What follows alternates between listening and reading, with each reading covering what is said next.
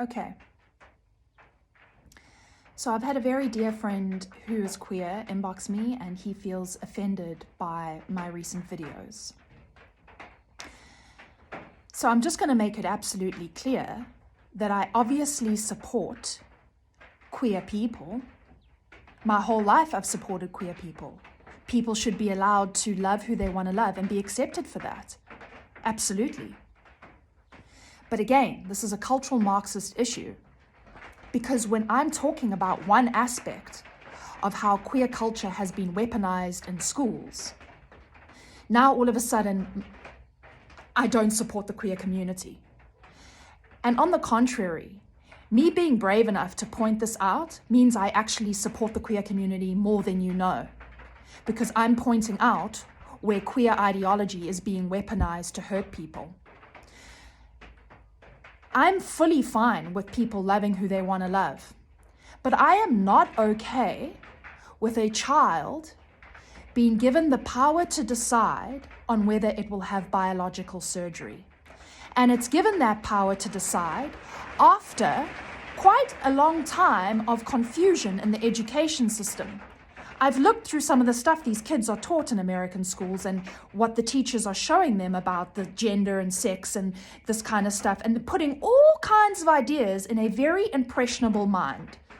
Children do not have, scientifically and psychologically as a fact, they do not have a developed cortex, and they are unable to make that decision for themselves in a way that is healthy, in a way that is true. A child is very impressionable.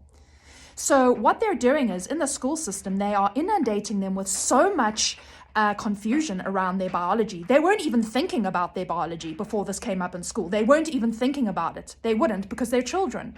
And that's not naturally what children think about. Naturally, children are just living their lives, having fun with their friends. They don't think about that sort of stuff. So number one, that's already an invasion. You've taken a child into an area where they're so confused. They're like, I haven't even had the sex talk with my parents yet. Like, I don't know what's going on. And now you're telling me I might want to have a penis when I have a vagina, or I might want to have this or that. So it's a very confusing thing to tell a child.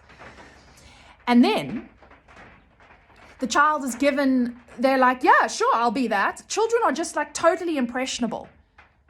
Right? And then they're given the power to decide on a biological surgery. Okay.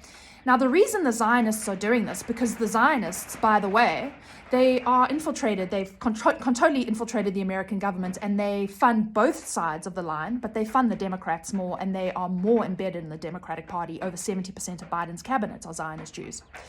So this entire cultural expression has been implemented by Moloch, child sacrificing Talmudic Zionists.